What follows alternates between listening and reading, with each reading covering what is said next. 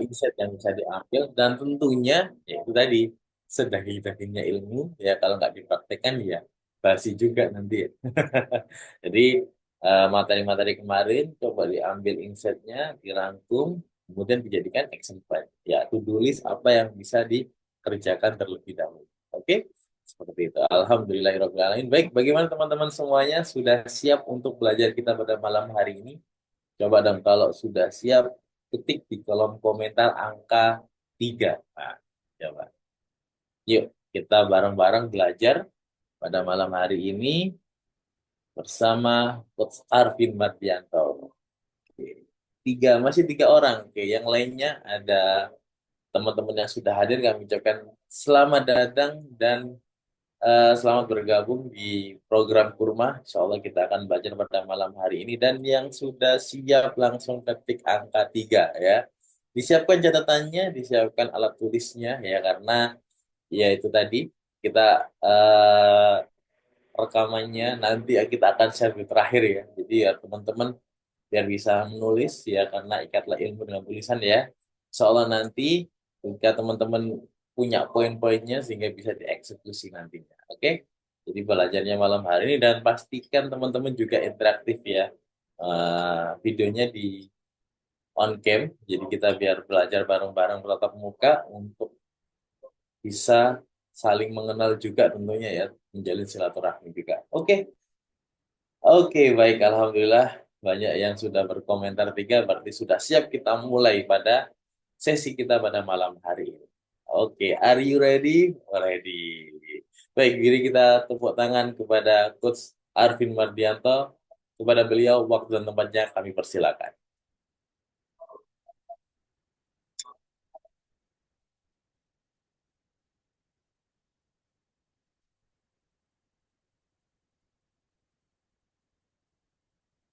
Sepertinya masih kemut.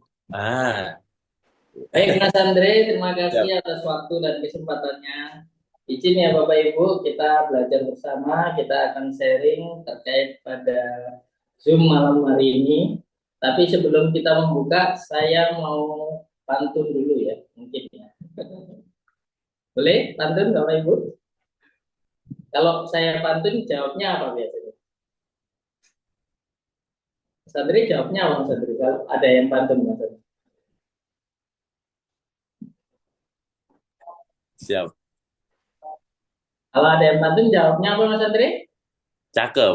Cakep. Oke, itu Atau ya. Pakat ya ya. kita Jadi cakep kalau ya. ada yang pantun jawabnya harus cakep. Gak apa-apa, nyalakan mic-nya nggak apa-apa ya. Ya, Oke, satu, dua, tiga. Buah mangga, buah serikaya. cakep. Oke, Wah, belinya di pasar Rabu. cakep. Salam sehat untuk semua. Assalamualaikum Cakep. warahmatullahi wabarakatuh. Waalaikumsalam warahmatullahi wabarakatuh. Jawab, jawab, jawab, jawab. Terima kasih ya Mas Andri ya atas waktunya. Jadi Cakep. izin langsung karena waktunya sudah menunjukkan pukul 20 lebih 26. Kira-kira teman-teman semuanya yang di sini bisa sampai jam berapa Mas Andri? Nah, ini kita buat kesepakatan belajar dulu ya. Nah, Siap. supaya apa? Supaya nanti kita belajarnya bisa maksimal. Izin Bapak Ibu untuk saya minta feedbacknya apakah eh, materi saya sudah tampil di layar monitor Bapak Ibu. Sudah, Pak Kalau Arvin. sudah ya, Sudah kalau tampil. misalkan Jelas. belum bisa komen, tidak apa-apa, komen jempol aja nggak ada masalah ya. Nah, Siap. Jelas. oke, siap. Baik, seperti biasa tadi udah di spill ya sama Mas Andri bahwa sekarang topiknya itu mungkin tidak berkutat dengan angka-angka ya karena yang kemarin kita bicara sistem ya operasional, kemudian bicara data ya sama Mas Yusuf, plus nanti bicara keuangan sama Pak Edi ya. Bicara keuangan itu yang paling enak menurut saya asalkan satu Bapak Ibu apa ada uangnya gitu ya. Kalau bicara uang nggak ada uangnya itu paling nggak enak, betul nggak? Betul ya? Ya, karena yang paling penting dari bisnis itu adalah ya, apalagi bicara uang adalah harus ada uang yang masuk. Kalau nggak ada uang yang masuk itu jadinya halu ya kan. Ngitung omset, ngitung HPP, ngitung laba, tapi semuanya halu. Karena apa? Nggak ada uangnya. Sedih gitu ya, gitu ya. Tapi tenang ya, hari ini Bapak Ibu kita tidak bicara tentang data, kita juga tidak bicara tentang sistem, dan terlebih lagi kita tidak bicara tentang uang yang mungkin uangnya belum nyampe ke kita gitu ya. Tapi kita bicara tentang manusia. Nah ini manusianya pasti ada. Namanya dalam sebuah bisnis pasti manusianya ada. Minimal satu. Siapa itu? Ownernya. Betul ya? Seperti itu. Jadi nggak apa-apa kita nggak punya tim, tapi yang penting ini fundamentalnya adalah bahwa bisnis adalah manusia. Jadi bisnis dijalankan oleh manusia. Maka sebaik-baiknya bisnis adalah bagaimana bisnis yang ya dijalankan oleh manusia yang berkembang dan bisa menggerakkan bisnis itu menjadi lebih maju dan bertumbuh. Sepakat? Sepakat ya. Jadi kalau Setuju, misalkan saya sepakat. sepakat, mungkin jawabnya adalah setuju. Nah, Setuju. seperti itu ya. Ya, Oke, siap. Oke. Tak kenal maka tak sayang. Ya, maka izin saya memperkenalkan diri dulu. Nama saya Arvin Mardianto, panggil aja Mas Arvin biar akrab gitu aja. Ya, jadi sebenarnya saya itu bukan lulusan ini ya, bukan lulusan manajemen bisnis. Nah, juga bukan lulusan ekonomi. Nah, ini bisa dilihat di pendidikan saya, justru saya itu sarjana sosial ya. Jadi ada manajemennya, tapi lebih kepada manajemen dakwah. Jadi erat kaitannya dengan manusia gitu ya. Karena banyak organisasi-organisasi yang dijalankan oleh manajemen dakwah adalah organisasi non profit. Nah, ini sentuhan manusia sangat sangat ini ya, sangat dominan seperti itu. Saya punya bisnis diantaranya ada tentang pernikahan, itu bisnis yang sifatnya mungkin bisa dibilang musiman. Jadi hanya bulan Syawal, bulan apa besar dan juga bulan Maulid yang itu uh, penghasilannya lumayan. Dan saya punya juga jadi distributor SR12 ya, dan juga punya beberapa mitra diantaranya. Kemudian tahun ini saya punya toko ya, punya minimarket yang bergerak di bidang herbal dan juga souvenir umroh ya, dan juga distributor MCA seperti itu. Nah, itu adalah beberapa bisnis saya yang kami juga masih berusaha membangun bisnis yang harapannya tidak hanya sekedar kita menghasilkan omset, profit, tapi yang paling penting dari sebuah bisnis adalah menumbuhkan manusia. Jadi kita mengupayakan kita menebar manfaat untuk semuanya, tidak hanya untuk pribadi. Itu sebagaimana yang diajarkan oleh guru kita semuanya adalah Coach Ridwan Abadi. Itu ya Bapak Ibu ya. Beberapa sertifikat yang sudah saya ikuti, insya Allah ya ini tidak akan menjadi tumpukan kertas. Insya Allah kita juga ajarkan ya, baik yang itu sifatnya kita mengadakan webinar seperti ini, baik secara online maupun secara offline. Dan tentunya kami juga diajarkan oleh para guru kami bahwa kita harus memiliki amanah-amanah, karena sebaik-baiknya manusia adalah manusia yang bermanfaat. Ya, di SBC Bapak Ibu, saya diamanai sebagai asisten deputi Kementerian Pendidikan yang mudah-mudahan nantinya ini akan melahirkan banyak mentor di komunitas sukses berkah community, sekaligus diamanai menjadi mentor nasional di SBC seperti itu ya, suatu komunitas yang saya paling banyak belajar di komunitas ini untuk fundamental bisnis saya. Dan beruntung kita semua berada di sini itu karena Asila ya, dan juga kesempatan dari beliau. Mudah-mudahan amal ya dan juga ilmunya itu menjadi jariah untuk beliau seperti itu. Oke, Bapak Ibu, perkenalan saya kira itu. Silakan kita saling silaturahim. Ya, bisa Bapak Ibu mungkin menghubungi nomor yang tertera di bawah ini. Silakan japri aja, nggak ada masalah. Mungkin diskusi lebih lanjut setelah forum ini selesai. Ya, kita bersilaturahim. Mungkin kita juga bisa berkolaborasi dan kita juga bisa saling bertumbuh agar kehidupan kita jauh lebih baik. Begitu ya. Oke, saya punya pantun lagi. Ini pantunnya udah saya siapkan, Mas Andri ya. Oke, siap ya? Jalan-jalan ke kota Kediri. Cakep, Oke, pulangnya langsung ke Surabaya. cakep. Oke, yang mau belajar pengembangan diri, acukan tangan dan katakan saya. Are you ready? Oke. Ikan hiu, ikan teri, are you ready? Ready, ready, ready. Gitu ya. Oke, siap. Oke, kita hari ini membahas tentang manusia ya, seperti prolog yang saya sampaikan tadi. Ini sebenarnya adalah materi yang sangat cocok bagi business owner yang memiliki tim. Kalau belum memiliki tim bagaimana? No problem.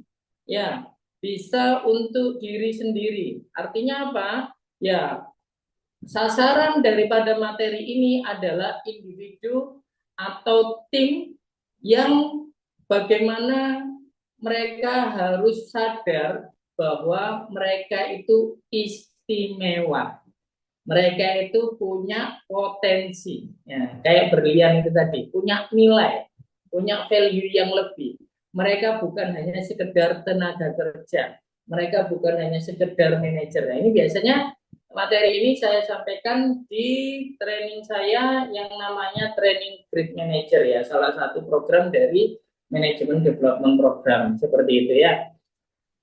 Jadi kalau kita pahami ya Bapak Ibu dalam teori leadership dan manajerial ya bahwa ya individu itu ya kalau kita dari kajian kita sendiri mungkin apa namanya misi penciptaan manusia kalau Anda lihat itu di surat Al-Baqarah ayat 30 bahwasanya manusia adalah tugasnya itu sebagai khalifah fil ard, gitu ya, yang artinya adalah sebagai ya pemimpin di muka bumi. Nah, ternyata itu linear dengan teorinya leadership dan managerial skill growth ya. Jadi bagaimana suatu kepemimpinan dan managerial skill, keterampilan dalam kepemimpinan dan manajerial untuk pertumbuhan itu tingkatannya kurang lebih seperti ini Bapak Ibu. Yang pertama, ya bahwasanya kita itu sebagai manusia itu level yang paling bawah adalah bagaimana mampu memimpin diri sendiri. Namanya adalah personal leadership. Baru ketika kita mampu memimpin diri sendiri, artinya apa memimpin diri sendiri? Memimpin untuk lebih disiplin, memimpin untuk lebih tepat waktu, memimpin untuk komitmen, memimpin untuk kita itu istilahnya taat pada diri sendiri terhadap goal-goal yang kita sudah buat, itu namanya personal leadership. Ya. Dan itu kita praktekkan selama 1 bulan ini pada saat Ramadan, betul ya. Setelah personal leadership ini kita mampu sebagai fondasi leadership, maka yang kedua adalah kita memimpin orang lain, ya, leading others. Jadi memimpin para pelaksana, para eksekutor dengan memberikan penugasan. Jadi kalau sudah mampu memimpin diri sendiri, kita bisa delegasikan. Lalu yang ketiga adalah leading manager, memimpin para pengatur. Ya, jadi bukan pelaksana saja, tapi yang mengorganisir organisasi bisnis kita dengan memberikan arahan dan sasaran-sasaran. Yang keempat ada fungsional manager. Bagaimana kita bisa mengatur salah satu fungsi dalam bisnis atau 4 fungsi dalam bisnis. Jadi salah satu atau bahkan 4-empatnya. Apa itu 4 pilar dalam bisnis? Kita mengenal istilah marketing, operasional produksi, SDM, dan juga keuangan. Itu kita sudah menjadi fungsional manager. Kemudian yang di atasnya lagi adalah menjadi business manager, artinya kita memanageri atau memanajemen suatu bisnis. Ya, ke atasnya lagi adalah group manager. Ya, kita memanageri masing-masing manajer bisnis. Ya, dan yang terakhir adalah enterprise manager, yang artinya kita sudah dalam bentuk manajer yang itu dalam bentuk suatu perusahaan. Gitu ya. Nah, di sini ada 2 tingkatan. Maka 1 sampai 3 itu kita namakan leadership, ya. Kemudian 4, 5, 6, 7 itu kita namakan skill manajerial yang dominan seperti itu. Karena semakin ke atas kita tidak lagi bicara tugas, tidak lagi bicara arahan dan sasaran, tapi semakin ke atas kita bicara value dan bicara tentang pengaturan-pengaturan yang lebih umum tapi tetap lebih berimpact seperti itu ya. Sehingga di bagian 3 ke bawah itu namanya kita memimpin orang, sedangkan 4, 5, 6, 7 ke atas itu artinya kita mengatur sebuah bisnis. Nah, ini sebagai suatu fondasi ya keahlian bagaimana kita menunjukkan kepemimpinan dan kemampuan manajerial seperti itu Bapak Ibu. Nah, sehingga ya yang mau saya bahas di sini adalah dari sudut pandang entah Anda punya manajer atau Anda yang sebagai manajer dalam suatu bisnis Anda harus punya pemahaman bahwa oh saya harus memiliki suatu skill kepemimpinan dan manajerial dalam tingkatan tertentu. Semakin tinggi maka semakin komplit Bapak Ibu kemampuannya.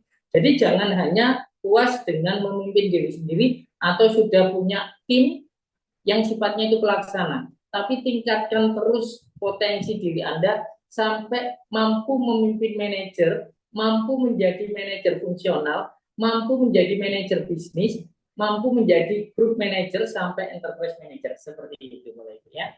Nah, itu seperti itu. Nah, sehingga setiap kali kita bicara tentang skill, sebenarnya tidak ada batasan akan suatu kepintaran Bapak Ibu atau suatu skill itu tidak ada batasan. Kita senantiasa harus punya sifat merasa bodoh dalam tanda kutip ya. Artinya apa? Kita selalu belajar dari waktu ke waktu. Kenapa? Dunia selalu berubah. Tetapi yang perlu saya sampaikan di sini bahwasanya dalam pada saat kita itu mau mengembangkan diri, kita selalu menemukan yang namanya masa-masa kritis, masa-masa sulit. Nah, ini seperti yang digambarkan pada ini ya, ilustrasi ada orang yang seperti mendorong sebuah batu yang besar, tapi dalam kondisi nanjak. Pada saat nanjak itu, susahnya minta ampun. Saya sedikit cerita ya, sebelum saya itu bisa presentasi, mengajar, mentraining seperti ini, saya waktu kelas 3 mungkin ya, kelas 3 SMK waktu itu. Kita tahu bahwa SMK itu soft skill-nya sangat jelek sekali ya, karena memang kita nggak pernah diajarkan soft skill, yang kita diajarkan itu hanya hard skill saja. Kemudian saya berkesempatan untuk belajar kelas macam public speaking itu ya. Ngomong dalam waktu 5 menit saja, yang itu sudah ada kertasnya yang saya bawa, itu nggak bisa, Bu. Itu seperti apa namanya mendorong suatu batu besar dalam kondisi menanjak. Susahnya minta ampun, keringet dingin, kemudian apa ya istilahnya itu terbata-bata. Padahal kalau sudah turun dari panggung, sudah turun dari depan kelas, ya itu artinya, iya kok nggak keluar ya? Kok lidahku ini kok ini ya? Nah itu gitu. Ini yang dinamakan tipping point. Nah, titik kritis. Bayangkan pada saat Anda itu yang mendorong batu dalam kondisi menanjak ini menyerah di bawah, maka Anda tidak akan pernah sampai ke atas. Nah, itu poinnya. Yang kedua, kalau Anda tidak pernah menyerah, bahkan tahan aja, namanya perinya belajar itu seperti itu. Kata Imam Syafi'i ya, nggak ada masalah. Tapi kalau kamu nggak bisa menanggung perinya belajar, maka kelak kamu akan menanggung perinya kebodohan. Jadi hanya melewati puncak ini tadi, suatu saat kita itu hidupnya lebih mudah. Kenapa? Karena sudah mengikuti turunan. Jadi gunung yang turunan ini. Nah ini adalah potensi kalau kita itu belum terbentuk gitu ya, itu sepertinya susahnya minta ampun. Tapi kalau kita nggak pernah menyerah, melewati tipping point kita, maka sebenarnya itu kita tinggal apa ya, mengunduh atau memanen hasil kerja keras yang sudah kita lakukan sebelumnya. Jadi ini tinggal blending aja. Jadi suruh besok misi, oke siap, ya. Terus besok misi materinya beda, oke. Nah itu ini saya dapatkan juga pada saat communication mastery itu seperti itu Bapak Ibu. Nah ada istilahnya antara action dan impact itu awal-awal actionnya itu thread gitu ya. Ini agak susah. Actionnya lama sekali, tapi impactnya kecil. Tapi pada saat ini sudah terlatih, ini sepertinya sudah menemukan tipping point di titik sini ya.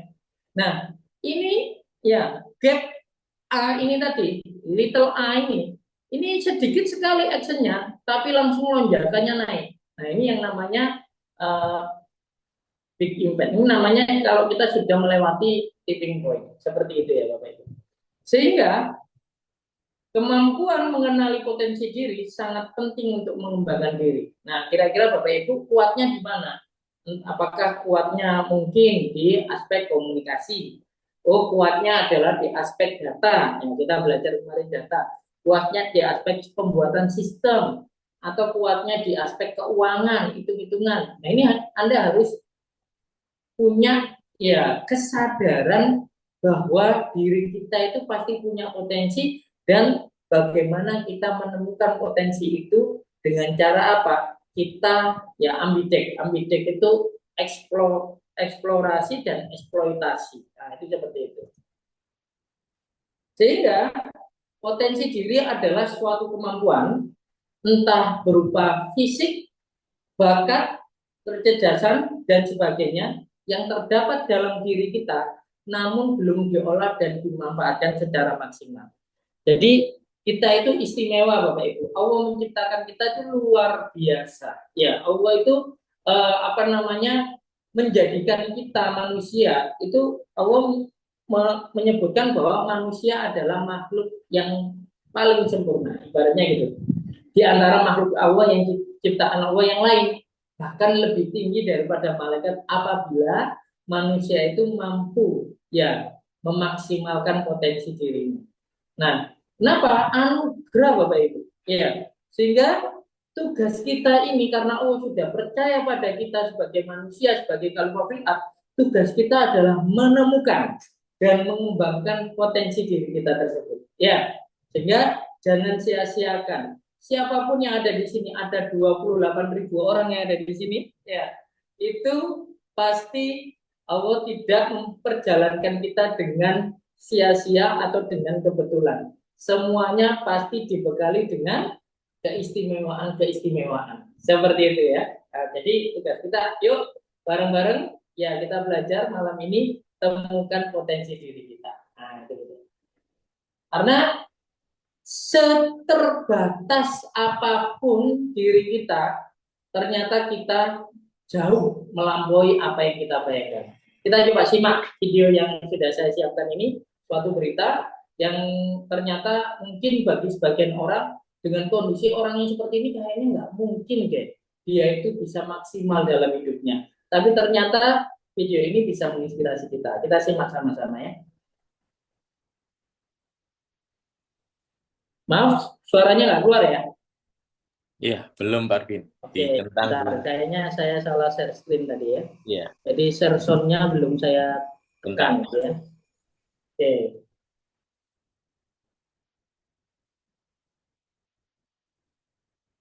Di program Sapa Indonesia Siang, saudara, informasi berikut ini mengenai kisah inspiratif mengenai seorang pemuda disabilitas di kota Tasikmalaya, Jawa Barat yang berjalan dengan menggunakan tangannya untuk memenuhi kebutuhan hidupnya.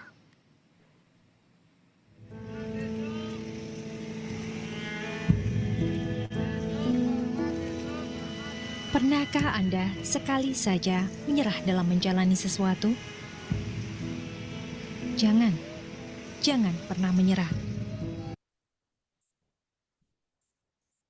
Jalanilah hidup dengan ikhlas dan terus berusaha. Semangat yang tinggi seperti ini juga diperlihatkan oleh Acep Yunus Komarudin, pemuda asal Kampung Aboh, Kelurahan Sukamulya, Kecamatan Bungur Sari, Kota Tasikmalaya yang terlahir tanpa kaki. Panasnya aspal tetap ia lewati untuk mencari nafkah, menghidupi dirinya dan ibunya.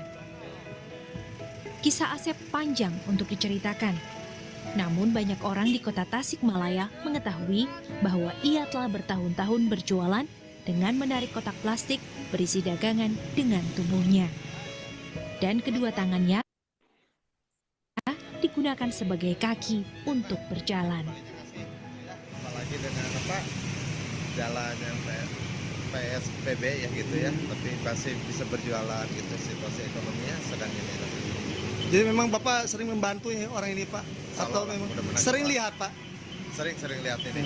Ini kan bukan jualan ini saya ya, kadang-kadang di Masjid Agung jualan apa gitu. Bahkan daerah sekarang sudah pakai roda ya, ada kemajuan itu gerobak. Dulu mah kan di ini ya cuma di Masjid Agung jual keripik, kerupuk kayak gitu. Karena ya.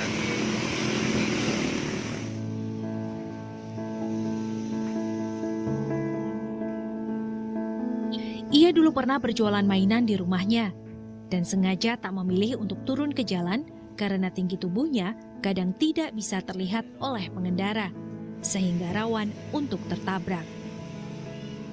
Namun dagangannya tidak laku. Acep pun terpaksa harus belajar melihat dunia lebih luas dan memberanikan diri untuk berjualan di jalan raya. Kini ia menjadi penjual tisu dan aneka keripik. Keripik ia beli dengan jumlah besar, kemudian ia kemas kembali dan dijual seharga Rp10.000 per paket.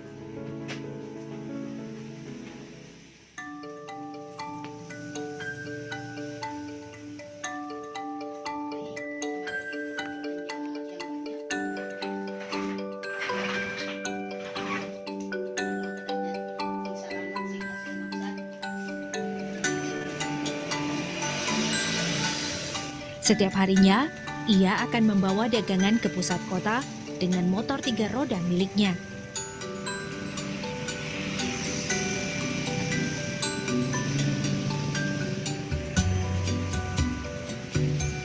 Saat tiba di keramaian, ia pun akan memarkir motornya dan berdagang berkeliling di pasar dan alun-alun.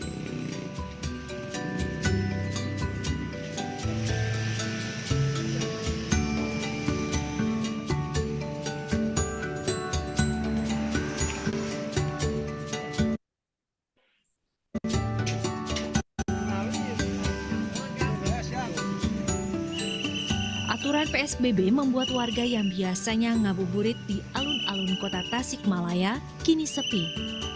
Meski penghasilannya berkurang, ia terkadang menyedekahkan sebagian keripiknya untuk warga lain yang membutuhkan.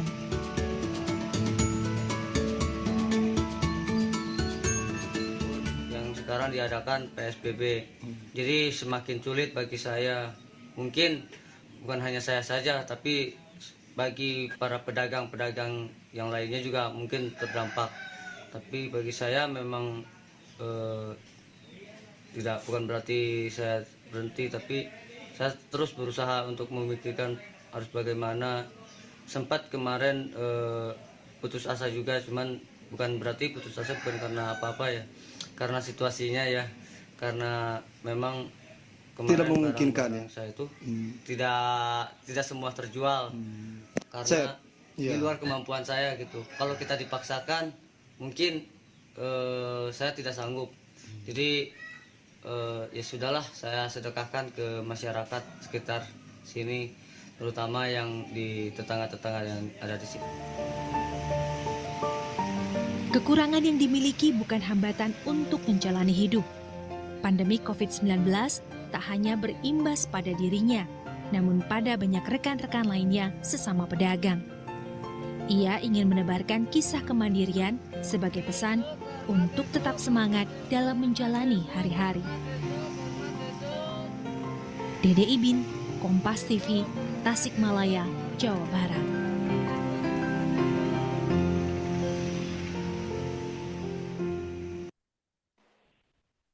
Oke, apa hikmah dari video yang saya putarkan?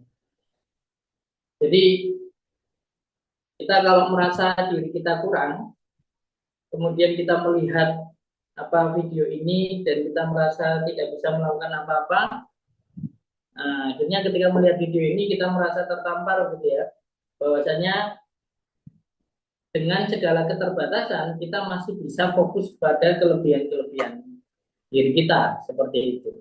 Ya, seorang yang disabilitas yang mungkin dia berhak untuk mungkin mengeluh, berhak untuk mungkin menyerah, gitu ya. Tapi dia tidak melakukan karena apa? Dia masih merasa bahwa banyak sekali potensi-potensi yang bisa dimaksimalkan, bahkan dia tidak hanya sekedar mungkin minta pertolongan, tapi dia yang menolong, yang menyedekahkan dagangannya kepada orang-orang yang membutuhkan. Ini kan luar biasa bagi kita. Jadi seperti itu. Banyak juga kisah-kisah yang lainnya yang mungkin sudah saya siapkan, tapi kita mungkin waktunya saya dikasih waktu berapa, saya lupa tadi tanya ke Mas Andri. Mas Andri, saya sampai jam berapa? Sampai jam 9, Pak Arvin. Waduh, Tapi biasanya peserta memang jam 10. ini masih pengantar ya. Iya. Ya. Ya, aman Pak Arvin. Monggo, kami selesaikan. Jadi ini Bapak Ibu sudah familiar ya dengan motivator satu ini ya. Ya, kita bisa ambil hikmah. Orang yang disabilitas juga sejak lahir dia menjadi suatu motivator. Dia yang istilahnya punya perusahaan, memperkerjakan 12 orang dan dia menginspirasi orang lain. Ya. A lot of kids would come up to me and tease me. Ya, Nick, you're not good awal-awal enough. Nick, just give up. Nick, you're never going to get a job. dia banyak dibully You won't oleh get orang married. You can't tua. even hold your wife's hand. What kind of a father are you going to be if you can't even pick up your kids when they cry? Tidak bisa memeluk You're alone. anaknya. Ya, kamu Sure, akan your parents hug you, sendirian, kamu but their akan hugs dibatang can't heal kau, you. gitu ya. Just Jadi give up. akhirnya Just suruh give up. menyerah aja, gitu ya. Just give up. Just Tapi give up. luar biasanya Just adalah give up. ternyata ya The title of the message that I've been given is Transforming the Walls into Doors. The line that I like to use is changing obstacles into opportunities. I know that there are a billion people going hungry today. I know that this year 1 million people will commit suicide. I know today there are 120 million slaves, and I've met sex slaves, and I've seen the top of the pyramid as far as business, met the billionaires, I've met bankers, and I've also met orphans. We're all looking for something. We're all looking for hope, just because you were born with hope. No, we're born with pain. We're born and live through difficulties. And in our life, my parents always taught me that even though we don't know why I was born this way, that we have a choice. Either to be angry for what we don't have, be thankful for what we do have. And the world is a hurting place, and the world needs hope, and the world needs love. Without hope, I feel like, why are we here?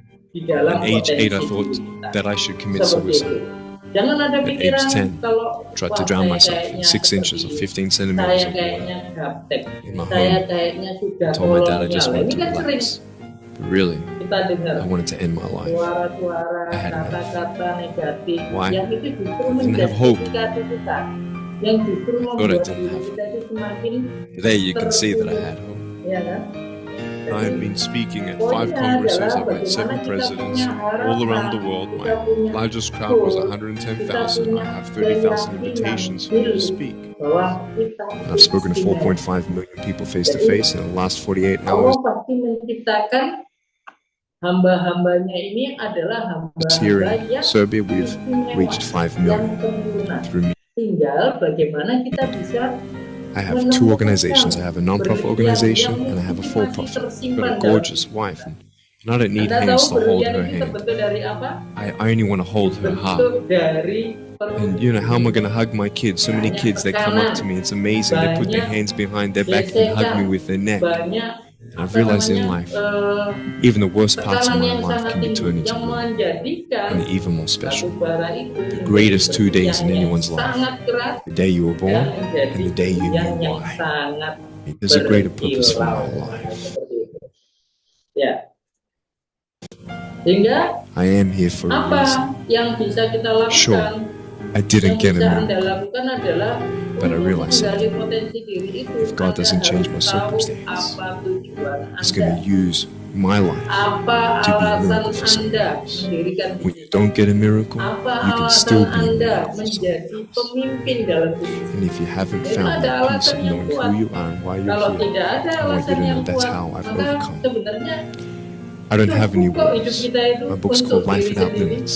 Ya And kan? what will be, Kalau will nggak be. ada alasan yang I've kuat, acted ya in a short sudah, film, kita hidup apa 30 adanya awards. saja. I got Best Ya, Actor in a short film. itulah yang Done my membuat own music kita video. tidak I've written 2 terdorong books. lagi. First book, 30 Nah, oleh languages, karena itu, 800,000 copies. I'm kita istimewa, 29, maka and we know kembangkanlah 1 billion diri kita. people know who I Temukanlah am. potensi diri kita.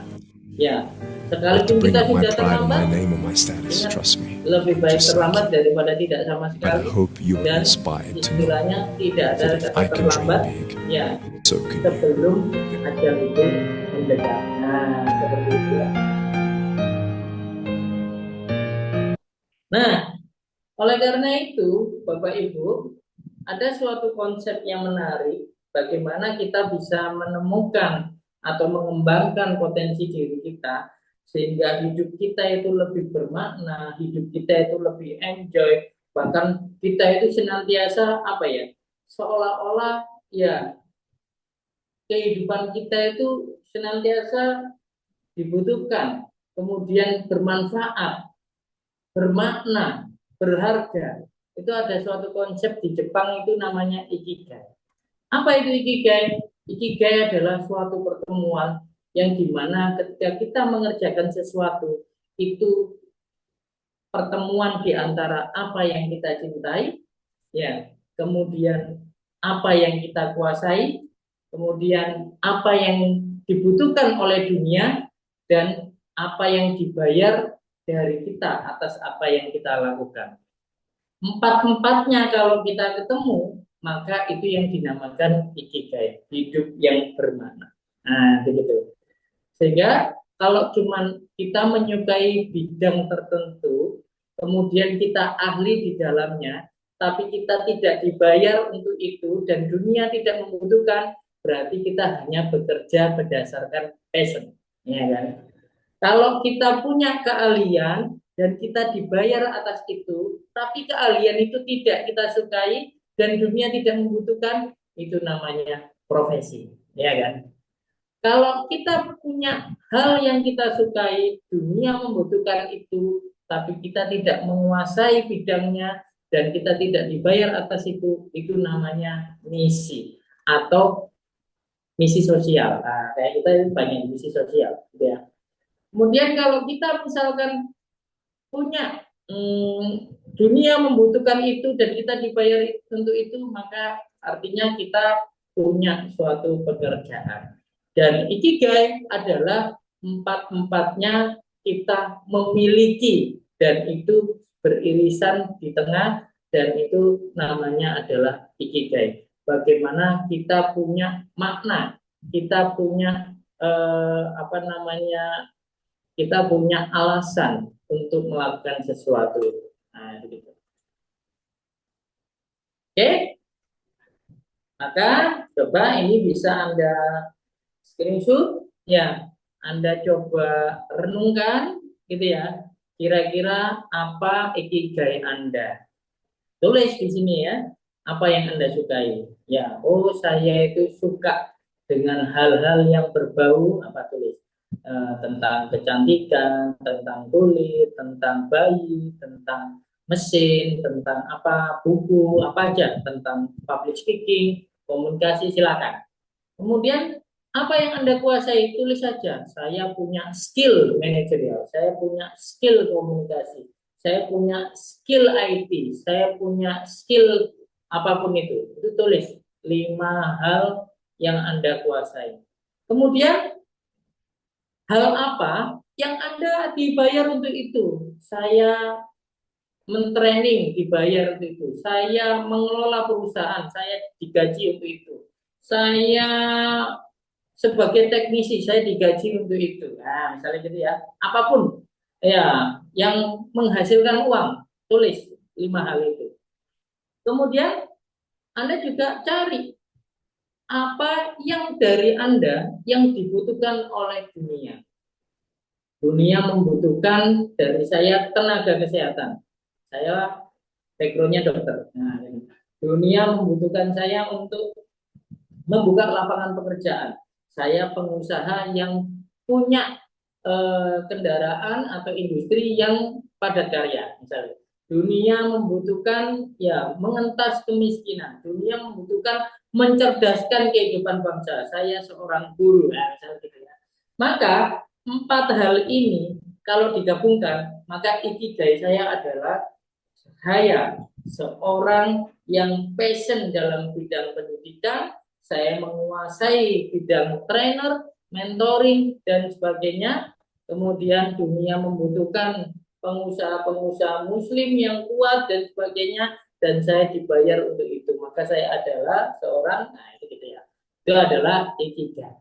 Istilahnya kalau apa namanya, Coach Ridwan sering bilang bahwa Coach Ridwan itu seperti toanya Allah. Nah itu Coach Ridwan sudah menemukan ikigainya. Beliaunya sudah menganalisis apa yang disukai, apa yang dikuasai, hal apa yang dibayar untuk itu, dan dunia membutuhkan itu semua. Nah, itu gitu ya. Boleh silakan Bapak Ibu ya merenungi kira-kira ikigainya apa, seperti itu ya. Oke, sudah Bapak Ibu? Ya. Dan berdasarkan riset Bapak Ibu, potensi terbesar yang dimiliki semua orang ternyata adalah kekuatan pikiran, the power of mind. Ya, atau kita sering ya kalau dalam suatu seminar-seminar itu seringkali kalau kita seminar pengusaha, mindsetnya yang dirubah lah, itu betul itu memang. Kenapa? Karena ya perbedaan kita yang paling mendasar manusia satu dengan manusia yang lain, kalau kita levelnya itu berbeda, itu perbedaan yang paling mencolok adalah soal mindsetnya. Mungkin kita belum mencapai level orang yang di atas kita, itu karena level mindsetnya beda. Mungkin belajarnya kurang, gaulnya kurang, mindsetnya kurang. Nah itu gitu ya. Kenapa? Karena ini adalah anugerah yang paling luar biasa yang dimiliki oleh manusia, seperti itu. Nah, coba kita akan coba simulasi, kita akan coba ada kuis gitu ya. Coba Bapak Ibu ya jawab pertanyaan yang ada di layar kaca, lalu Anda coba jumlahkan jawaban Anda. Apakah lebih banyak jawaban yang A atau lebih banyak jawaban yang B? Nah, coba ya. Misalkan ini, coba ditulis saja simulasi di kertas gitu ya. Mana hal yang lebih mudah kamu ingat? Wajah orang yang baru kamu kenal atau nama orang yang baru kamu kenal? Tulis, kalau pilih A silakan A, kalau pilih B silakan B. Tutup mata dan bayangkan buah atau hewan favoritmu, apa yang muncul, wujudnya atau tulisan nama buah. Nah, itu ya. A atau B dan seterusnya. Silakan. Saya kasih waktu 3 menit. Nah, 3 menit. Silakan. Kalau sudah, ya silakan nanti paling banyak Anda jawabannya yang A atau yang B. Nah, coba di total. Oh, jawaban A saya ini kan ada pertanyaan berapa ini? 1, 2, 3, 4, 5, 6, 7, 8, 8 ya. Oh, jawab yang A saya 5, yang B cuma 3, berarti Anda tulis yang A gitu ya. Kalau misalkan B-nya lebih banyak, Anda tulis yang B gitu ya. Nah, ini sudah ada yang mengerjakan ya. Wah, Pak Sulaiman 50-50 ya, 4 dan 4. Silakan. Oke. Dimungkinkan 50-50 ya. Oke, ada A, ada B, ada yang 50-50. Silakan yang masih nyimak, silakan kita coba tes sederhana. Kira-kira kita lebih banyak pertanyaan jawabannya itu jawaban A atau jawaban B gitu ya. Sudah? Cuma 5 orang? Waduh, ini pesertanya berapa? 330 ini pesertanya. Masih 50 orang. Oke, ada yang lain atau belum jawab? Oke. Terus apa lagi? Banyak yang A ya. Ini Oh, A semua, betul. Apa semua? Betul. Ekstrim ini ya, A semua ya. Ya, 5A, oke. A juga ya, A juga. Yang B cuma 2 ya? Oke, oke, oke. Oke. Dan ini yang jawabannya adalah seperti ini ya. Tidak ada yang salah, tidak ada yang benar Bapak Ibu. Tapi kita hanya berbicara tentang karakteristik.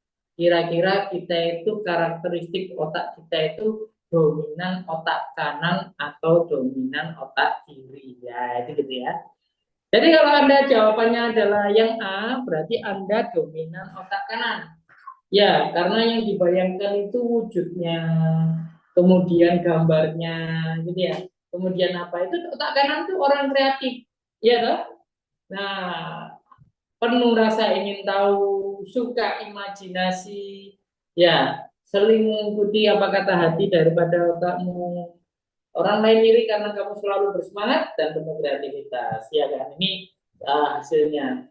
Kalau otak kiri, ya dia sukanya itu namanya, sukanya itu datanya, gitu ya. Jadi orangnya itu logis, solutif, ya, punya perencanaan yang bagus, detail, dan orang iri karena kamu punya wawasan yang luas, seperti itu ya. Jadi kalau itu gimana? Berarti imbang, ya kan?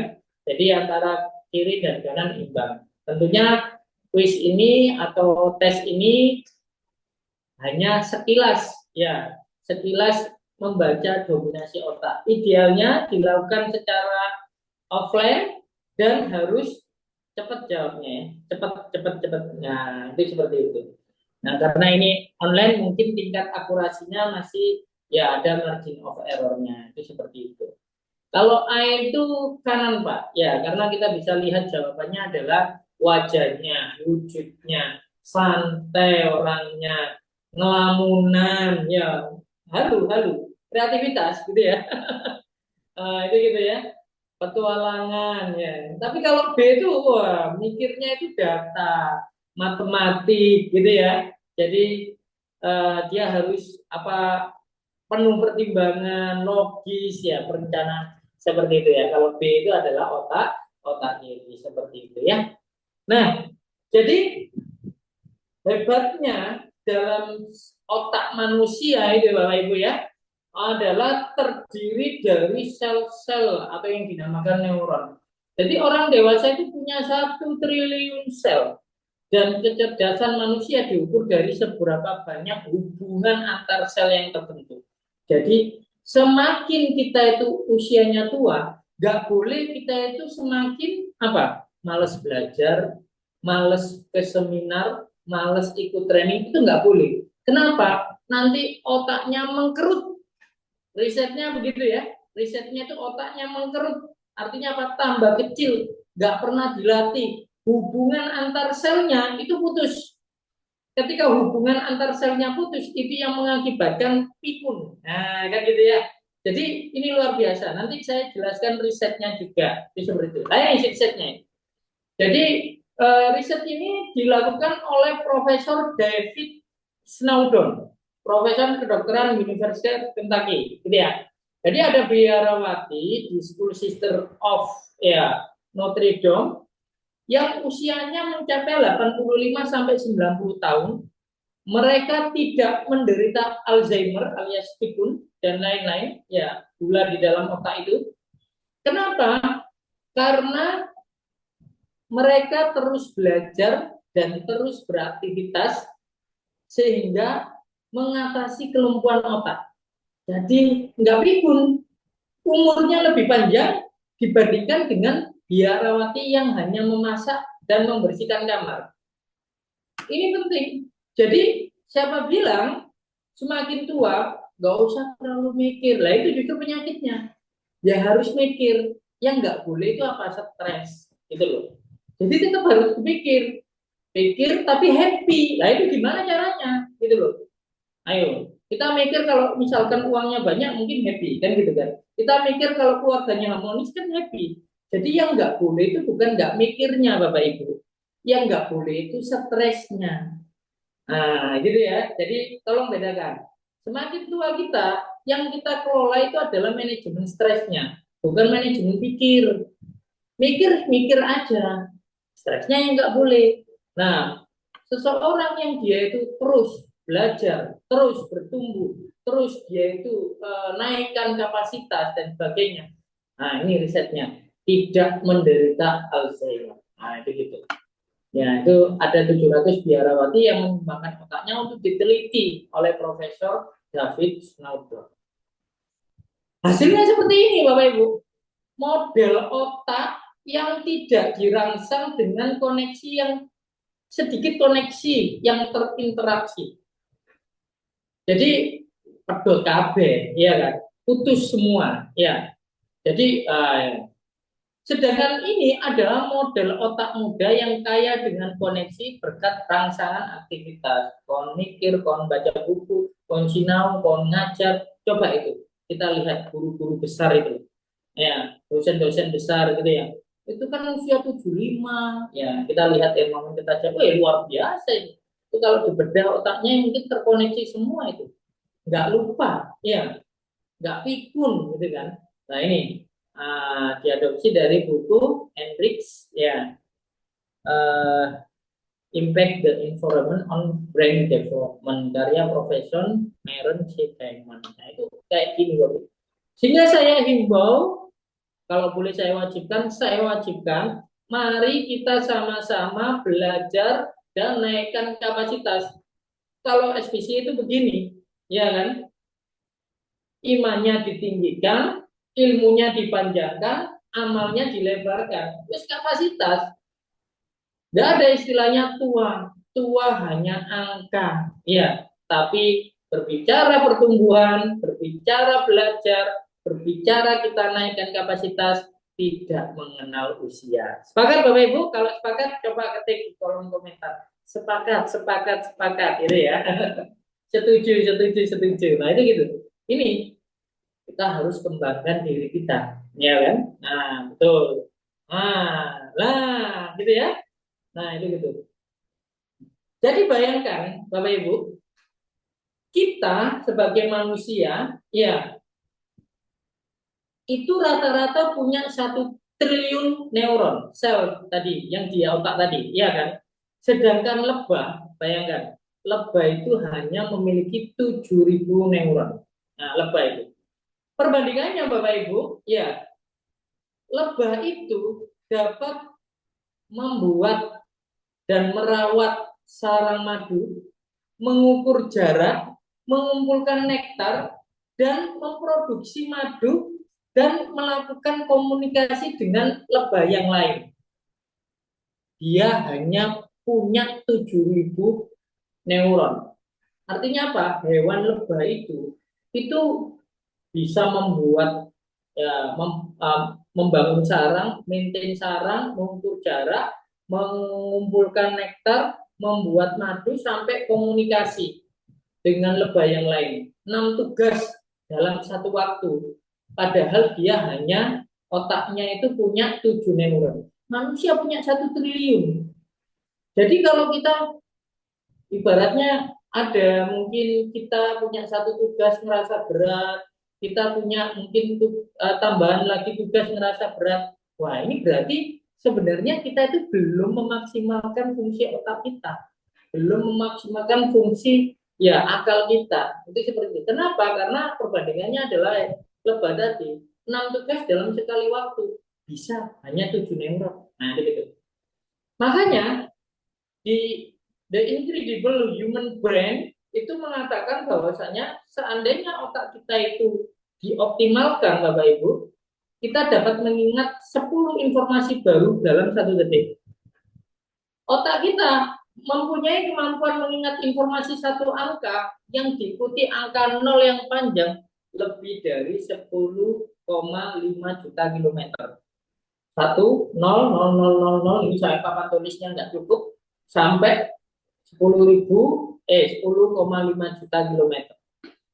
Ini kalau diilustrasikan, ini kalau pernah lihat film apa ya, Lucy atau apa itu ya, ketika orang tuh punya kemampuan diilustrasikan mengoptimalkan 100% kemampuan otaknya gitu ya. Otak manusia bisa menyimpan informasi yang ada di semua perpustakaan dunia. Wah, hebat ini ya. Dan bayangkan, otak kita akan penuh jika kita belajar satu hal baru setiap detik selama 30 juta tahun.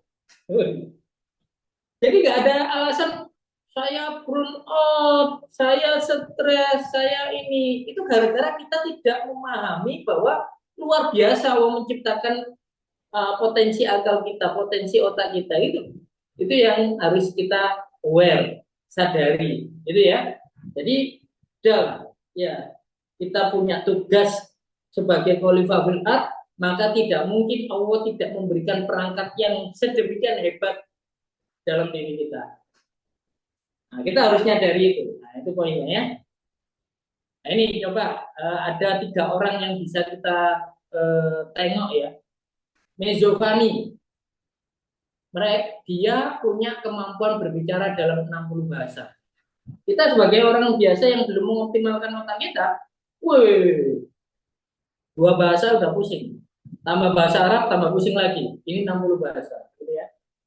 Dan Michael bisa mengingat nama dan nomor telepon dari direktori telepon di LA. Gitu ya. Terus kita nggak usah bilang LA lah. Surabaya aja ada berapa penduduk? 3 juta penduduk. Yang punya telepon anggap 1 juta. Suruh ngafalin tanpa melihat kontak ini. Kan ternyata ada orang yang bisa. Mungkin dia sudah mengoptimalkan dalam hal mengingat nama dan nomor telepon. Yogisa bisa mengulang 1000 frase secara benar berurutan dalam sekali dengar. Jadi ilustrasinya, coba ulangi perkataan saya dari Assalamualaikum, dari pantun tadi. Dari Yogisa itu bisa mengulang sampai sak pantun-pantunnya, sak apanya itu yang saya utarakan tadi secara urut 1000 frase, ya kan? Benar dan urut dalam sekali dengar. Ya, luar biasa, ya kan? Jadi banyak hal luar biasa di luar sana yang mungkin kita perlu informasi itu. Wih, luar biasa. Mungkin saya punya potensi yang belum saya maksimalkan, cuman saya nggak pede saja, ya kan? Maka yakin aja, jangan percaya diri tapi percaya Allah. Asik, kan gitu ya. Nah, kapasitas potensi otak manusia rata-rata kita semua ternyata menggunakan kapasitas otak risetnya itu kurang dari 4%.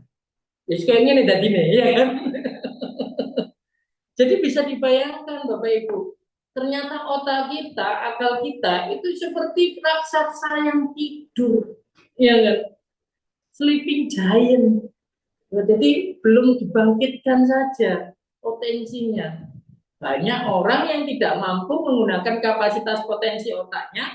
Kenapa? Karena ada mental block.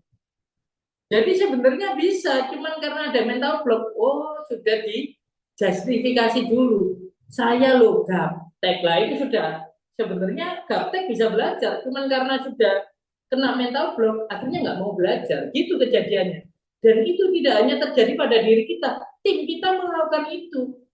Tim kita sudah begini, sudah merasa saya Pak nggak bisa Pak. Dikasih tugas Pak, loh kok saya Pak. Nah itu sudah mental block.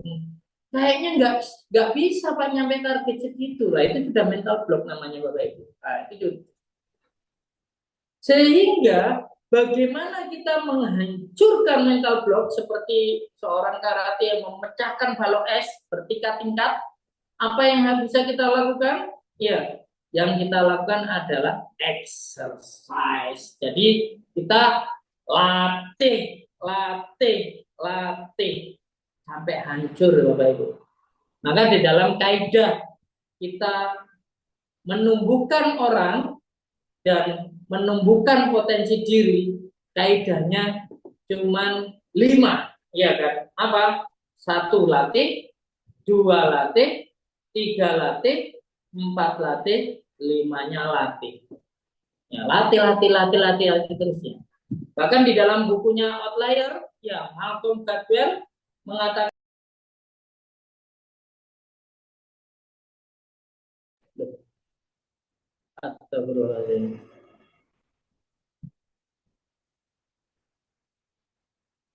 tadi suara saya masuk nggak?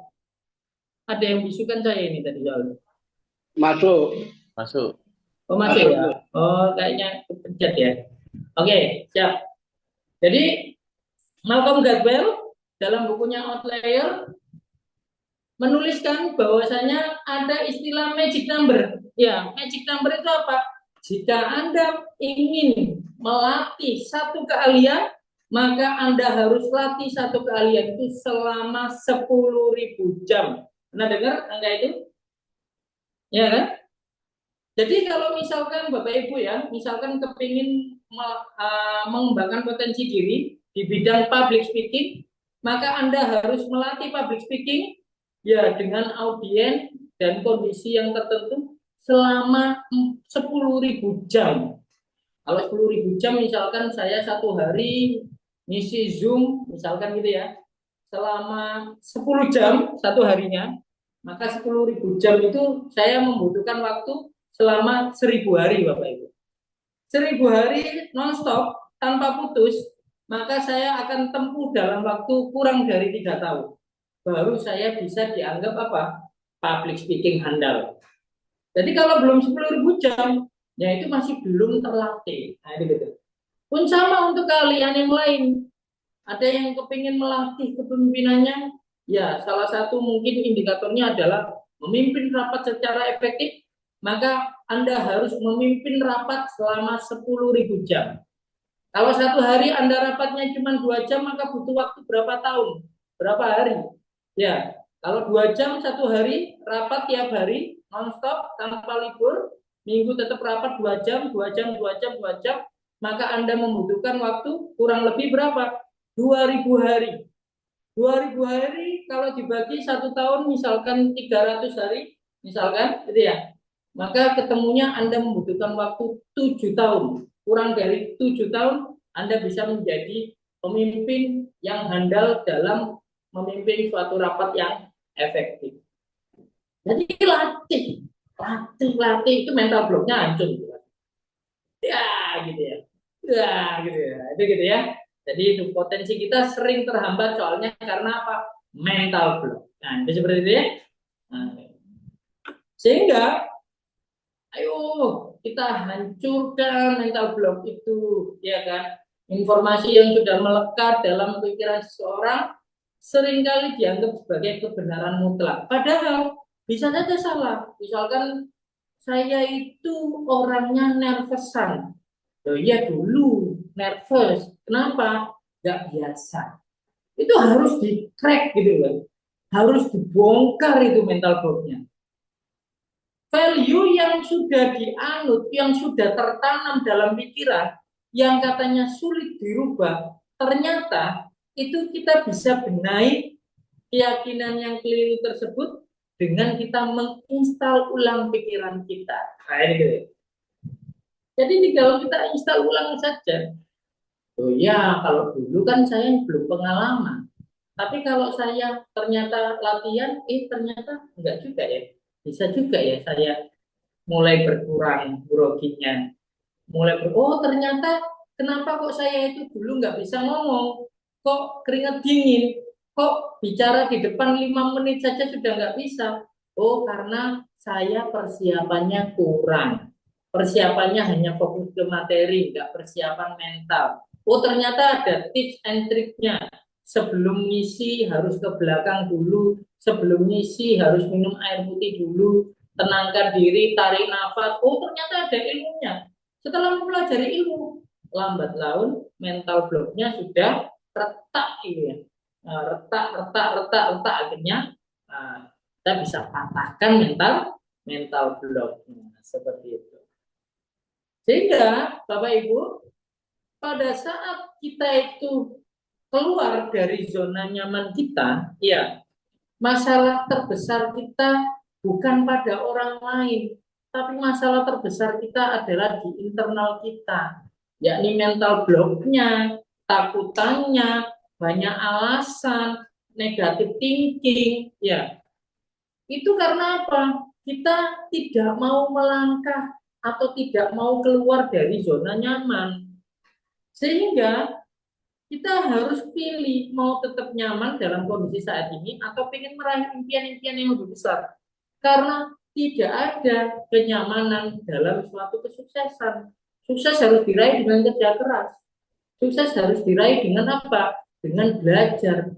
Belajar tidak ada yang gampang. Belajar ilmu tidak datang dengan sendirinya. Ilmu harus dijemput melalui guru, melalui komunitas, melalui apa kan gitu. Itu semuanya adalah aktivitas kita keluar dari zona nyaman. Ya, nanti kalau kepingin zona nyaman banget, nanti di surga bareng-bareng. Nah, itu asik ya? Iya kan? Nah, itu gitu ya. Jadi kalau di dunia waktunya kita kerja keras, nanti di surga waktunya nyaman-nyamanan. Oke? Ya. Nah, jadi kalau saya Bu Yoni, tim Anda kalau yang masih nggak kepingin keluar dari zona nyaman di dunia, itu nanti telepon malaikat aja. Ini tolong dijemput karena dia pengen zona nyaman ya. Gitu ya. Oke, next. Ya.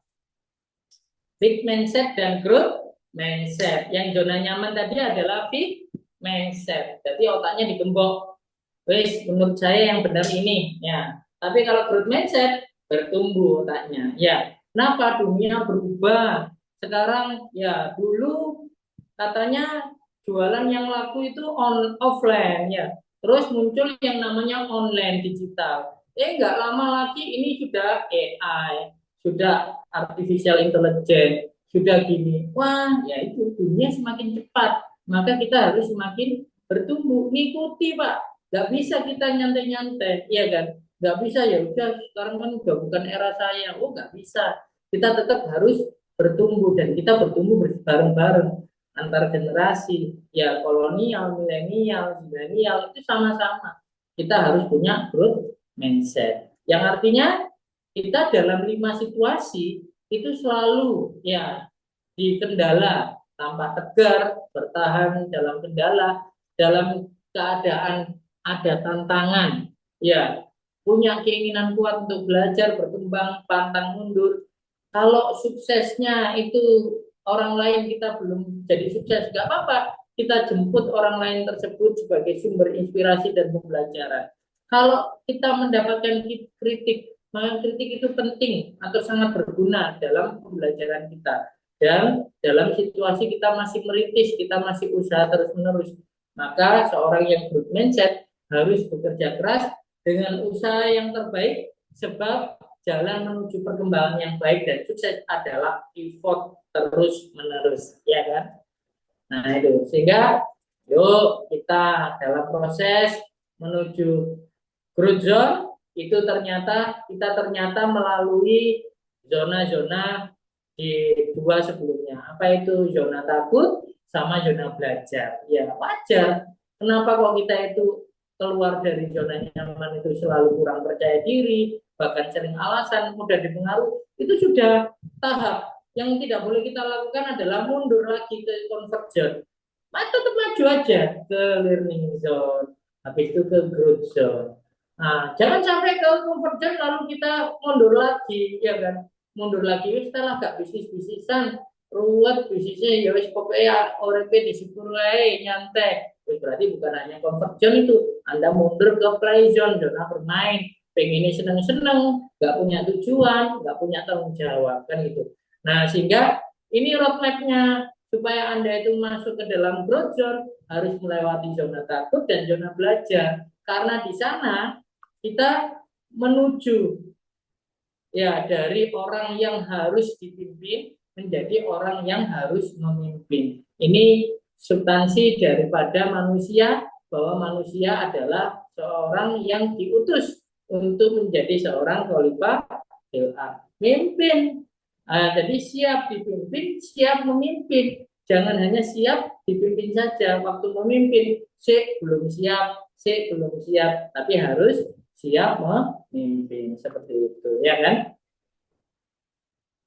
Oke, seperti itu. Dan ini adalah beberapa hambatan dalam proses perubahan diri. Di antaranya berpikir tertutup, penyaringan negatif, mental saya sudah tahu, mental sudah puas dengan keadaan ini, dan memberi label sendiri. Oke, mungkin ini saya akan bahas sambil juga kita berdialog dan bertanya jawab. Kira-kira itu mungkin dari saya. Silakan, mungkin barangkali ada pertanyaan dari Bapak Ibu. Ya, Jadi biar kita ada interaksi ya Bapak Ibu, kira-kira mungkin bisa kita tanya jawab Mas Andri. Silakan Mas Andri.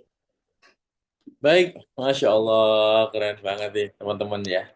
Jadi tadi sudah disampaikan mulai dari why-nya, kenapa, ada contohnya, dan kemudian ada tahap-tahapan, step by step-nya sudah disampaikan. Nah, ini dari teman-teman mungkin ada yang ingin bertanya atau sharing, silakan. Ya, jadi mungkin ada hal-hal yang bagi teman-teman, oh saya kok gini ya, Coach, atau gini. Nah, coba mungkin di malam hari ini kita bisa sharing, kita bisa tanya gitu kan. Nah, harapannya teman-teman mungkin ada yang kebingungan atau hal-hal yang mungkinnya jadi tanda tanya, silakan bisa untuk ditanyakan atau didiskusikan. Nah, ya, mumpung masih ada waktu, insya Allah kita silakan untuk teman-teman bisa bertanya di chat kolom komentar atau langsung raise hand, silakan, bisa banget.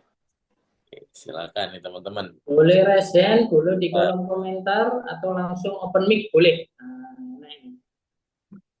Oke, silakan teman-teman. Mungkin belajar tips untuk melewati zona nyaman, comfort zone. Nah, silakan, silakan. Oke, silakan teman-teman bisa untuk chat di kolom komentar. Mungkin ada yang ditanyakan. Masih ada waktu kita. Insya Allah teman-teman bebas nih mau bertanya tentang apa nanti di seputar materi kita pada malam hari ini.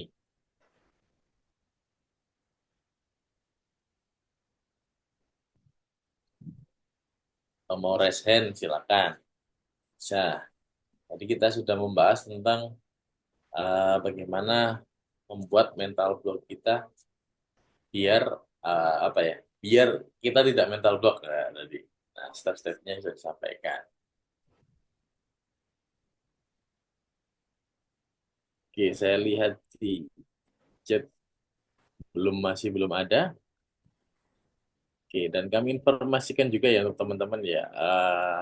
Oke, Pak Rian mau tanya Pak. Baik, silakan Pak Rian.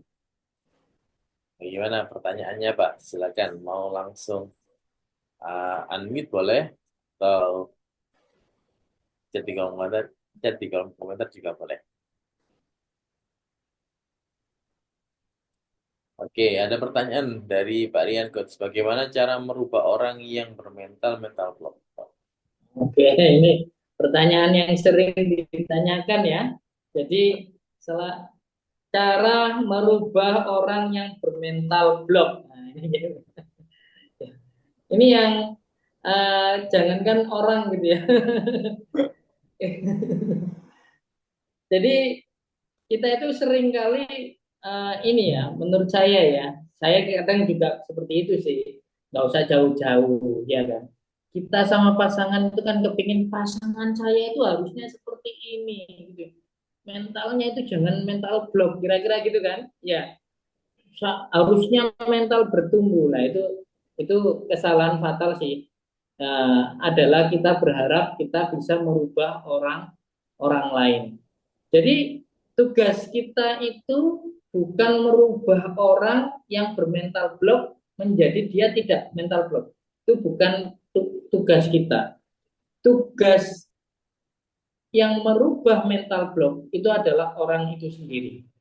Sehingga kalau kita sebagai pasangan, sebagai business owner mau merubah mental tim kita, mau merubah ini angle-nya jangan Anda yang merubah. Kalau Anda yang merubah itu kayaknya susah gitu ya.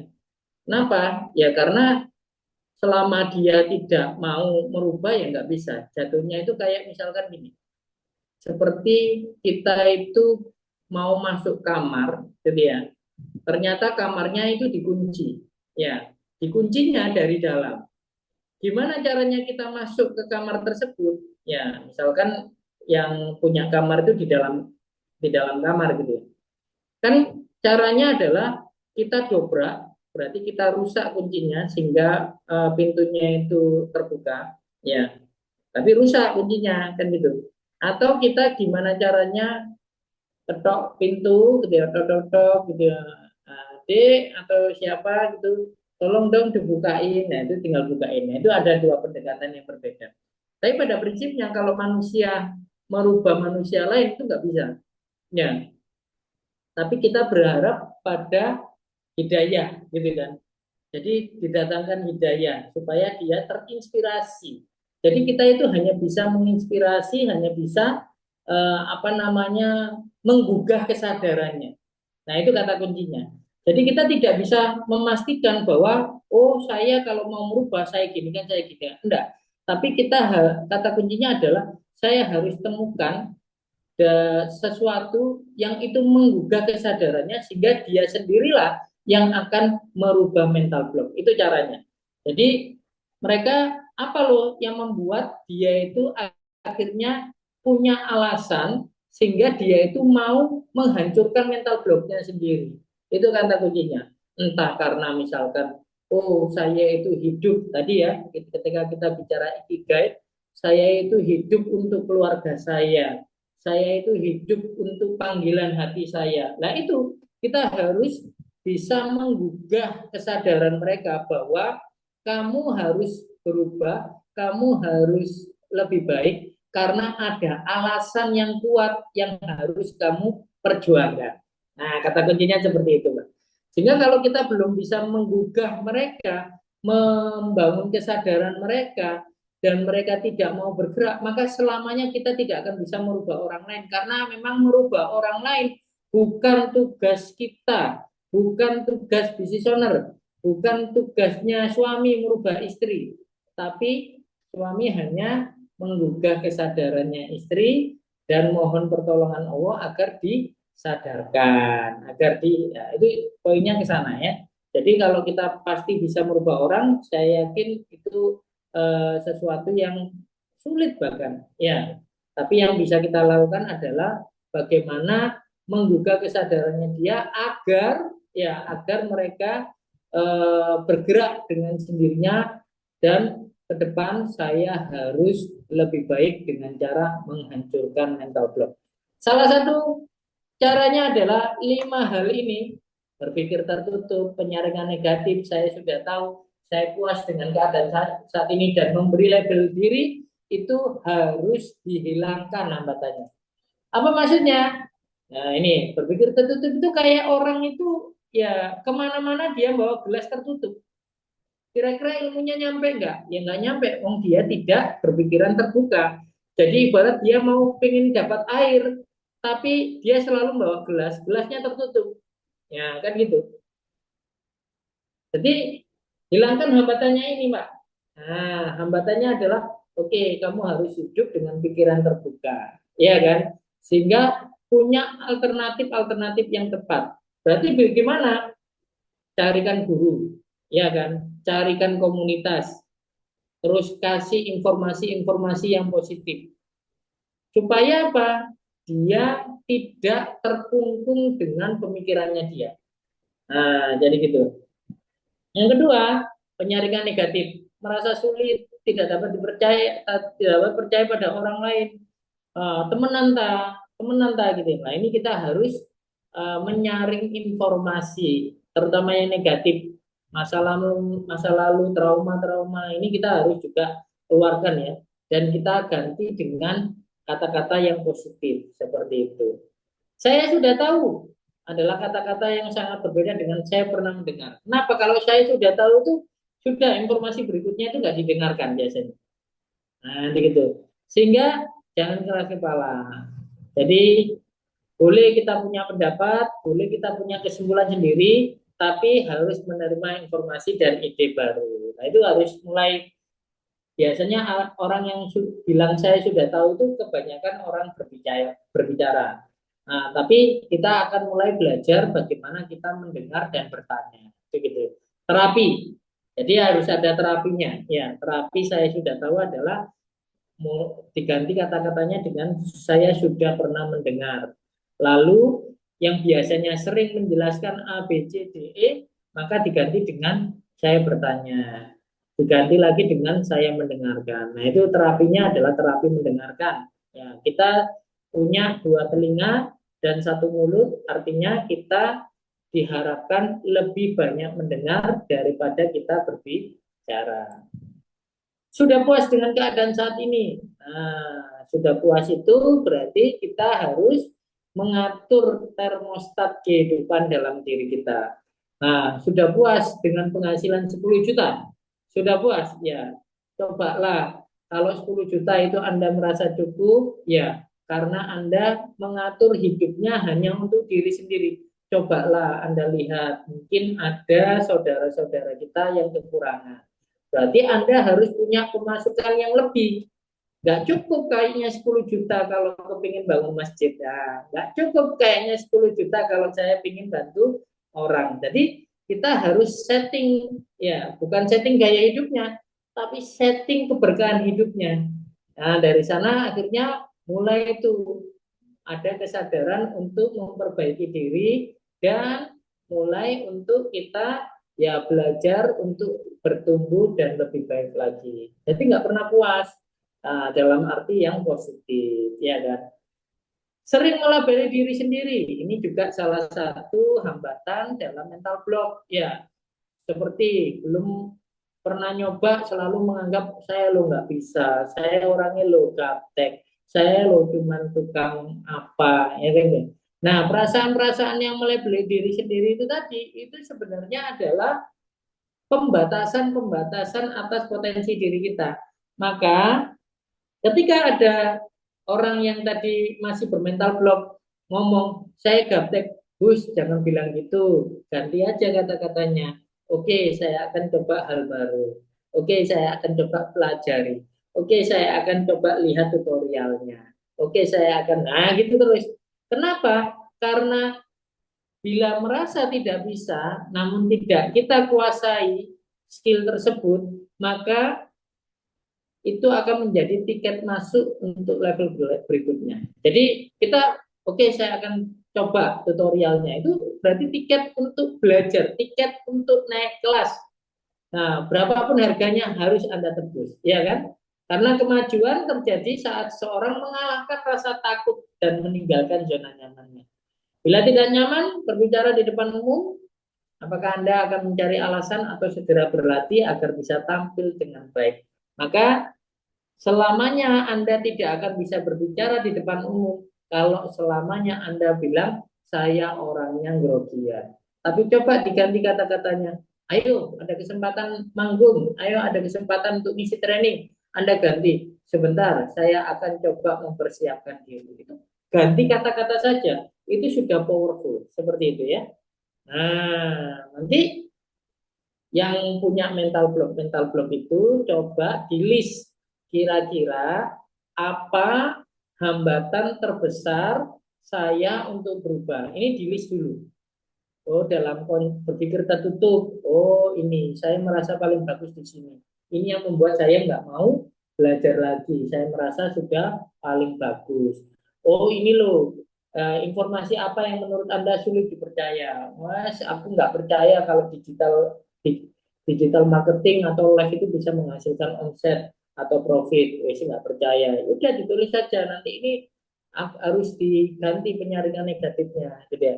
Saya sudah tahu apa yang menurut Anda paling tahu dalam hal ini. Aku paham KB, pokoknya dodolan gue ini. Aku paham KB, pokok produksi itu aku sih paling tahu. Nah, itu ditulis. Karena apa? Suatu ketika ternyata ada terobosan produksi, mungkin Anda telat mempelajarinya. Sudah puas dengan keadaan saat ini? Apa yang membuat Anda puas? Pemasukan saya puas, ini puas. Nah, itu ditulis semuanya. Nanti itu akan menjadi hambatan terbesar untuk berubah. Melabeli diri juga, apa yang melabeli diri pada diri Anda. Oh, saya gaptek, saya nggak bisa digital, saya nggak bisa ngomong di depan forum. Tulis semuanya itu Bapak Ibu ya. Nah, jadi pandu orang tersebut untuk menuliskan hambatan yang terbesar. Baru nanti setelah tahu, maka 50% masalah sudah selesai. Tinggal bagaimana menyelesaikan hambatan terbesar ini. Datang ke guru, datang ke komunitas, datang ke teman yang mungkin Anda anggap Anda bisa menerima informasinya, datang selesaikan satu persatu. Secara otomatis dia itu akan berubah atau berusaha merubah mental blocknya sendiri. Jadi kita merubah mental block itu bukan karena kita, tapi bagaimana kita menggugah mereka melalui metode-metode, ya kan? Jangan melalui otorisasi. Contoh ya, ini Bu Dewinta Gubi Blitar. Sesuai dengan pertanyaan Pak Rian, saya tidak berusaha merubah. Cuman saya ibaratnya speed tinggi, pasangan suka ngerem. Akhirnya mau nggak mau kembali ke mindset istri cari ridho suami. Gimana ya cara mengatasinya? Kan begini berarti Anda berharap bahwa suami saya harus saya rubah. Oh nggak mau, sebenarnya nggak maksud kayak gitu, ya kan? Nggak bermaksud seperti itu. Tapi semakin kita memaksakan kehendak kita, ketangkepnya itu begitu. Nah ini yang nggak boleh. Karena orang itu paling nggak seneng kalau dirubah sama orang lain. Tapi gimana caranya kita kepingin merubah suami kita, tapi ibaratnya ngaplok apa nyilih tangan. Ini tapi bukan ngaplok gitu ya. Tapi kita itu merubah suami kita tapi melalui perantara orang lain. Dengan cara apa?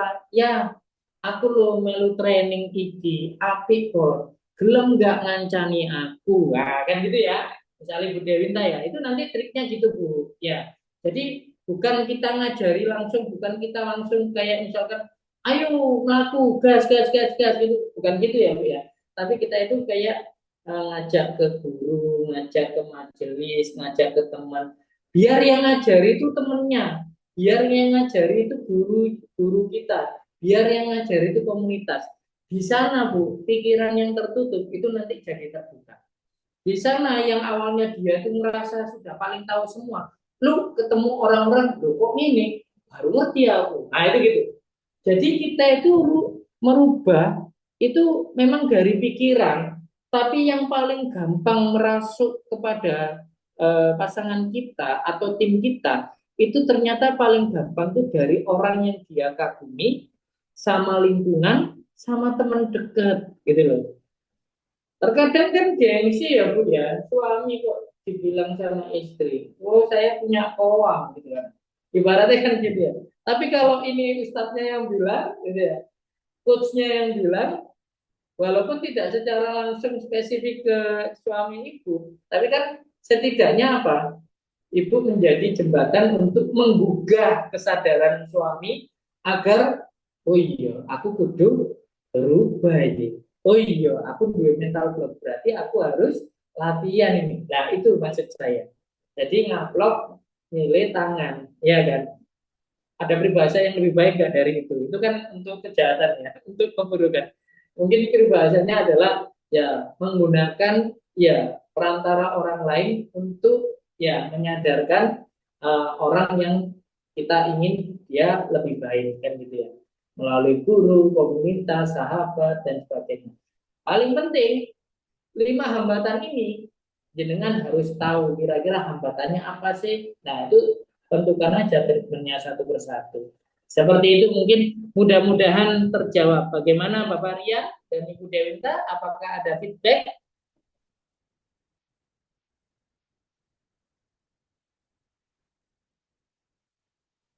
Ada feedback? Sampun Pak, siap terjawab sudah. Ya, oke, siap. Makasih ya, makasih kembali. Jadi itu semuanya ya Bu ya. Jadi untuk pasangan, untuk tim kita, terlebih kita business owner, tim itu ya macam-macam Bu. Apalagi kalau timnya yang banyak. Di sini ada nggak yang punya tim mungkin Gen Z atau juga punya timnya itu lintas generasi gitu ya. Jadi ada yang kolonial, ada yang milenial, ada yang generasi Z itu juga treatmentnya jangan disamakan. Pada prinsipnya kita menggugah kesadaran mereka untuk bahwa kita itu punya potensi. Mari kita lebih baik lagi, mari kita kembangkan potensi diri kita, dan apa yang kita sampaikan kepada tim kita dan pasangan kita itu sebenarnya juga nasihat untuk diri kita sendiri. Saya pun di sini Bapak Ibu tidak merasa yang paling potensinya sudah teraktuskan, enggak Bapak Ibu. Saya bersedia sharing, ngajar ke sana kemari, sebenarnya pesan yang saya sampaikan semuanya di forum ini itu semata-mata untuk diri saya sendiri sebagai reminder, gitu ya.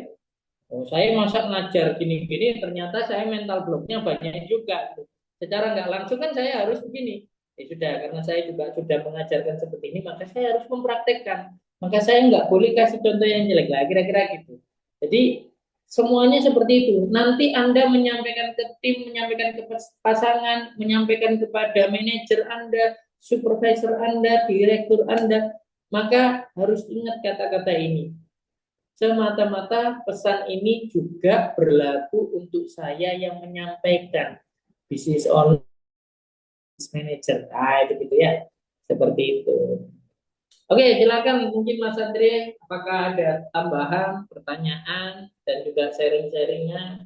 Ya, saya harap ya bermanfaat ya ilmunya, ya supaya nanti kita bisa praktekkan bareng-bareng. Bolehlah mungkin kita saling sharing ya di grup, silahkan ya. Mungkin bisa japri saya juga boleh, di grup diskusi juga boleh. Ya, silakan Mas Andre. Siap. Alhamdulillahirrahmanirrahim. Terjawab ya, Pak Pak Rian. Ya, Pak Rian dan Bu Dewinta Gupi dari Blitar tadi ya. Baik, alhamdulillah tak terasa ini karena waktu juga sudah menunjukkan hampir pukul 10 ya. Ini rekor. Ya, jadi alhamdulillah tadi Insya Allah penyampaiannya detail gitu kan dan sudah disampaikan contoh-contohnya dan Insya Allah next kita akan lanjutkan lagi ya Insya Allah Gus Arvin ya nanti kita belajar bareng lagi atau bisa kontak beliau misalkan ada sharing atau hal-hal yang teman-teman bisa ambil untuk apa yang ingin dipelajari gitu. Atau mungkin dari teman-teman nih, ada yang ingin sharing apa insight yang didapatkan pada malam hari ini. Ya, mungkin ada Ya, nggak teman-teman apa, oh ternyata ini nih, oh ternyata ini selama ini saya gitu. boleh Silakan, ya teman-teman, kalau boleh ada bisa cek di sharing kolom insight komentar. agar manfaat daripada materi ini tidak hanya didapatkan oleh peserta Zoom yang sampai sekarang 20-an orang. Ya, Anda boleh upload mungkin di sosial media gitu ya. Tag Siap, Kampus Pos Sinergi ya. Tag di Instagram saya juga Afin Mardianto @afin_mardianto di Instagram. Kita sharing juga ya sembari silaturahim ya agar terus kita merawat dan saling mengingatkan bahwa kita ya ilmu sebaik-baiknya ilmu adalah ilmu yang kita praktekkan, ilmu yang kita amalkan ya. Ubur-ubur ikan lele ya. asik. Ayo Cakep. praktek le. Insya Allah. Baik. Alhamdulillah Pak Arvin dan teman-teman semuanya. Jazakumullah khairan kasiran atas penyampaian materinya oleh Mas Arvin ya. Semoga apa yang disampaikan menjadi ladang jariah untuk Coach Arvin dan keluarga. Dan semoga teman-teman yang hadir pada malam hari ini bisa mendapatkan materi yang sudah disampaikan tadi dan bisa dipraktekkan dan bisa dilakukan, dieksekusi ya. Karena apapun itu kalau tidak dikerjakan ya nanti terbang sia-sia gitu kan ya. Jadi poin utamanya adalah bagaimana teman-teman sudah harus apa? Yaitu tadi keluar dari zona nyaman ya. Apa yang kemarin sudah dipelajari, coba dipraktekkan. Nggak harus sempurna, yang penting dimulai terlebih dahulu. Baik, Bapak Ibu sekalian, insya Allah di hari ini ya, kami informasikan untuk teman-teman juga nih, bagi teman-teman yang mungkin pada malam hari ini sudah mengikuti acara dan mungkin terkait untuk rekaman biasanya kan menanyakan dan notulensi atau presentasinya nanti akan kami share ketika setelah program ini selesai ya Bapak Ibu semuanya. Jadi teman-teman harus rajin-rajin mencatat gitu kan ya sehingga itu dari catatan teman-teman bisa dipraktekkan gitu ya. Jadi harapannya itu dan terima kasih kepada Gus Arvin atas waktunya. Insya Allah teman-teman yang hadir di malam hari ini mungkin nanti kita akan ketemu lagi di besok ya. tetap semangat dan semoga teman-teman semua lancar puasanya, selalu diberikan kesehatan. Amin ya rabbal alamin. Baik, mungkin dari Coach Afid ada closing statement terakhir. Oke, siap. Jadi sebenarnya nggak terlalu panjang ya closing statementnya. Intinya adalah saya ingin closing statement dari sebuah mungkin peribahasa yang saya modifikasi gitu ya. Jadi kalau gajah mati itu meninggalkan gading, maka manusia mati itu meninggalkan karya-karyanya. Maka sebaik-baiknya manusia adalah manusia yang mampu mengembangkan diri, potensi dirinya secara maksimal sehingga bisa menghasilkan karya-karya yang terbaik. Itulah menjadi legacy Anda ketika Anda sudah meninggalkan dunia ini, tidak hanya meninggalkan nama, tapi meninggalkan warisan berupa ilmu jariah. Seperti itu. Amin, amin ya rabbal alamin. Baik, terima kasih Coach Arfi dan teman-teman semuanya. Sebelum kita tutup, kita foto bareng yuk. Ya, Boleh, kita foto silakan. bareng. Silakan bisa on cam ya. Ini para pejuang semangat nih ya. Insya Allah semoga diberikan keberkahan dan diridhoi Allah Subhanahu wa taala. Amin. Yuk kita on cam, kita foto bareng. Nah, jadi kita foto bareng di Weh, Mas jam berapa? Rohman ya? Jam 10. Oke, ada Mas Rahman juga nih, Insya Allah. Baik, oke, berikan senyuman yang paling manis. Oke, tetap semangat ya, meskipun malam-malam seperti ini. Oke, 1, 2, 3. Oke, baik. Baik, alhamdulillahirabbil alamin, teman-teman, tidak terasa ya. Tadi kita sudah ngobrol banyak dan kita sudah di penghujung acara. Terima kasih banyak teman-teman semua. Pembicara mentor kita pada malam hari ini luar biasa keren banget, dan teman-teman semua yang sudah hadir kami ucapkan terima kasih banyak dan kami mohon maaf jika mungkin ada salah atau kurangnya, mohon dimaafkan dan diridhoi Allah. Amin ya rabbal alamin. Baik, kita tutup kegiatan kita pada malam hari ini dengan membaca hamdalah dan doa kafaratul majlis. Alhamdulillahirabbil alamin. Subhanakallahumma bihamdik asyhadu an la ilaha illa anta astaghfiruka wa atubu ilaik. Akhirul kalam. Wassalamualaikum warahmatullahi wabarakatuh. Waalaikumsalam warahmatullahi wabarakatuh. Terima kasih ya semuanya. Terima kasih Mas Arvin dan teman-teman semuanya.